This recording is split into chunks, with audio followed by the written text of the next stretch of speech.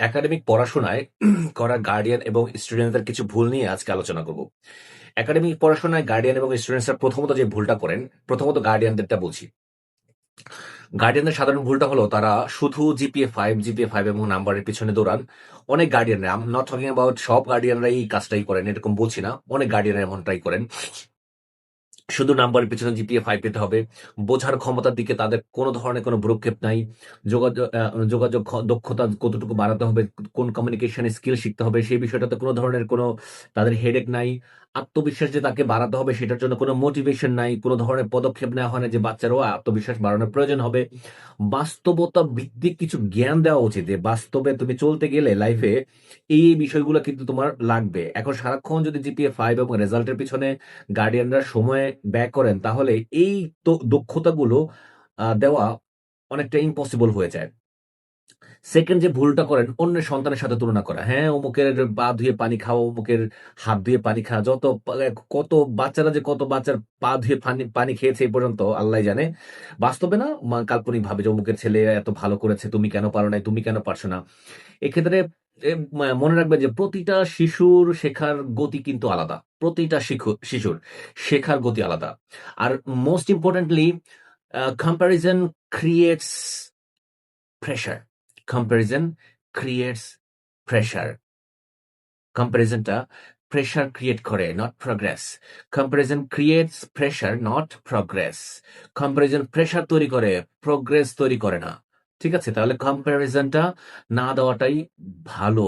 ঠিক আছে? অনেক গার্ডিয়ানরা আছেন বাচ্চাদের দুর্বলতাকে লুকিয়ে রাখেন। যেমন আমার ছেলে অনেক ভালোই তো, আমার মেয়ে তো অনেক ভালো। আরে সারাক্ষণ মোবাইলে চ্যাটিং করে, ইংলিশে চ্যাটিং করে, তাহলে সে ইংলিশে ফেইল করে কিভাবে?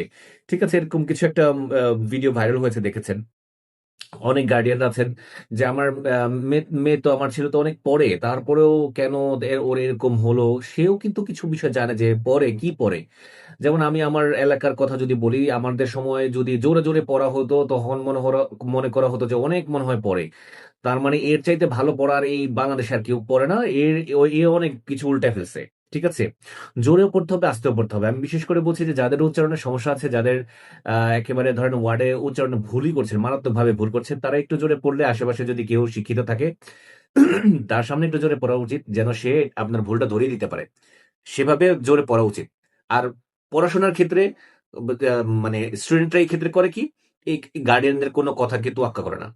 সে তার মতো করে পড়ে, লজ্জা পায়।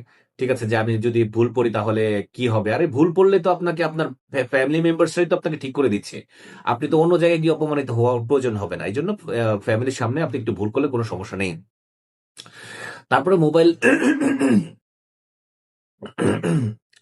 অনেক গার্ডিয়ানরা আছে বাচ্চাদেরকে মোবাইল হাতে দিয়ে শান্ত রাখে।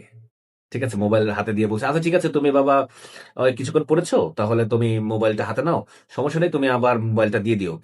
তো এই যে পড়াশোনার সাথে আপনি মোবাইলের কম্পেয়ারটা করলেন, এটা প্রথমত ভুল করলেন। পড়াশোনার সাথে কোনো কম্প্যারিজন নাই। পড়েছো মানে পড়েছো। তুমি পড়ার কাজ তুমি পড়েছো। এখন পড়াশোনা করার পরে যদি আপনি মনে করেন যে রিক্রিয়েশন এর দরকার আছে, আপনি সেটা বলেন যে, "আচ্ছা তোমাকে আমি ১০ মিনিটের জন্য মোবাইল দিচ্ছি, আধা ঘন্টার জন্য মোবাইল দিচ্ছি। তুমি আমাকে মোবাইল দিয়ে দিও।" এটার সাথে পড়াশোনার কম্প্যারিজন করতে যাবেন না। এরা শর্ট ভিডিও দেখে আসক্ত হবে। এদের মনোযোগ কমে যাবে। সবসময় ওই জিনিসগুলো নিয়ে চিন্তা করবে যেগুলো সে ভিডিওতে দেখেছে। কারণ হলো ওরা ফ্যান্টাসি নিয়ে সবসময় থাকে। দিবা স্বপ্ন দেখে। কারণ ভিডিওর সাথে বাস্তবতার অনেক ভিডিওর সাথে বাস্তবতার কোনো মিল নেই। কিন্তু তারা সেই স্বপ্ন দেখে। কারণ তারা ছোট। এবং রিডিং হ্যাবিট নষ্ট হয়ে যায়। রিডিং করবে না সে। সে সারাক্ষণ বলবে যে আমি লিসনিং করব। আমি ভিডিও দেখব। এই রিডিং হ্যাবিটটা কমে যায়। ঠিক আছে? এবং আরো কিছু মারাত্মক বিষয় হলো যে সন্তানদের সামনে গার্ডিয়ানরা কোচিং এর টিচারদেরকে বা স্কুলের টিচারদেরকে বা টিচারদেরকে ছোট করে দেখে। টিচারদেরকে, ঠিক আছে? তোমার স্যার কিচ্ছু পারে না, স্কুলে কিছু হয় না। তারপরে হলো তোমার স্যার কি মানুষ নাকি, তোমার স্যার তো পায়জামা। ঠিক আছে? বিভিন্ন ধরনের কমপ্লিমেন্টস টিচারের বিষয়ে একটা গার্ডিয়ান দেন। তবে এটা ঠিক না। ঠিক আছে? টিচারের বিষয়ে আপনার কোনো কমপ্লিমেন্ট বা ছোট করে দেখা এটা উচিত না। টিচারের বিষয়ে মানে ছোট করে বলাটা এটা উচিত হবে না। ইন জেনারেল আপনি সব টিচারের কথা একটা বিষয় বলতে পারেন যে সব টিচাররা যদি এমন হয় তাহলে কেমন হবে সেটা বলতে পারেন। কিন্তু টিচারের নাম ধরে স্পেসিফিক ভাবে যদি বলেন তাহলে ওই টিচারের কাছে সে পড়তে গেলে কিন্তু তাদের সেই হীনমন্যতায় ভুগবে। ঠিক আছে? তার কাছে বিষয়টা খারাপ লাগবে যে এই টিচার তো কিছুই পারে না। তার শেখার আগ্রহ, ওই টিচারের কাছে শেখার আগ্রহ নষ্ট হয়ে যাবে। ঠিক আছে? শিক্ষার্থীদের কিছু কমন ভুল। তারা করে কি শুধু পরীক্ষার আগের দিন পড়বে। যে শুধু পরীক্ষার আগের দিন পড়বে, এর আগে বাগে পড়বে না। পরীক্ষার আগে একেবারে সব ফাটিয়ে ফেলবে, সব করে ফেলবে। একেবারে তার পরীক্ষার আগে তার মাথায় ঢুকে পরীক্ষার আগে পড়ে আর কোনো মাথায় ঢোকে না। তবে তারা আফসোস করে হলো পরীক্ষার হলে গিয়ে। এটা সবার ক্ষেত্রে হয়। পরীক্ষার হলে গিয়ে আফসোস করে, ইস! ২ দিন আগে পড়তাম। ২ দিন আগে পড়লে আরো একটু ভালো রিভিশন দিতে পারতাম, আর একটু ভালো প্রিপারেশন হতো। এই পরীক্ষার আগে পড়ার টেনডেন্সি, এটা একটা এটাকে বলা হয় ইমার্জেন্সি স্টাডি হ্যাবিট। এই ইমার্জেন্সি স্টাডি হ্যাবিটের থেকে আমাদেরকে অবশ্যই বের হয়ে আসতে হবে। মুখস্থ করে পড়া, না বুঝে পড়া হলো এখনকার বাচ্চাদের একটা কমন ফেনোমেনন, একটা কমন টেন্ডেন্সি হয়ে গেছে, ট্রেন্ড হয়ে গেছে। মুখস্থ করবে কিন্তু বুঝবে না।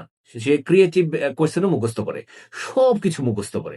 আরে বাবারে, তুমি যেটা পড়ছো সেটা যদি তুমি বুঝে তারপরে মুখস্থ করো, বুঝলে দেখবো যেটা মুখস্থ হয়ে গেছে, তার মানে হলো বুঝলেই তোমার মাথায় এমনিতেই ঢুকবে। তখন আর এটা তুমি ভুলবা না। আর শুধু মুখস্থ করলে তুমি এটা ভুলে যাবে।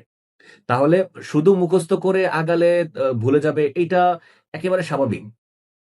ম্যাথের লজিক পর্যন্ত, রাইটিং স্কিল, স্পোকেন ইংলিশ পর্যন্ত সবকিছুই কিন্তু মুখস্থ এখন। এখন বিষয়টা হলো যে এই যে মুখস্থ করার পরে বুঝে, বুঝে যদি মুখস্থ করো, সেটা সেটাকে মুখস্থ বলে না, সেটাকে অ্যাকুইজিশনই বলে, সেটাকে লার্নিংই বলে। তাহলে তোমাকে বুঝে, বুঝে আগাতে হবে। ইংরেজিকে ভয় পাও, প্রচন্ড পরিমাণে ভয় পাও। মনে হয় ইংলিশ হলো একটা জম। ঠিক আছে? এই জমের মতো ইংলিশকে ভয় পায়। এই জমের মতো ইংলিশকে ভয় না পেয়ে ইংলিশকে ফেস করতে হবে। যেকোনো সাবজেক্ট তোমার কাছে দুর্বল মনে হলে সেটাকে ফেস করো। সেটাকে ভয় পাওয়ার কি আছে? তুমি টিচারের কাছে জানাও, টিচারকে বারবার জিজ্ঞেস করো। টিচারকে বারবার জিজ্ঞেস করলে তুমি অবশ্যই সেখান থেকে একটা ফিডব্যাক পাবে। আরেকটা বিষয় হলো ক্লাসে চুপ করে থাকে।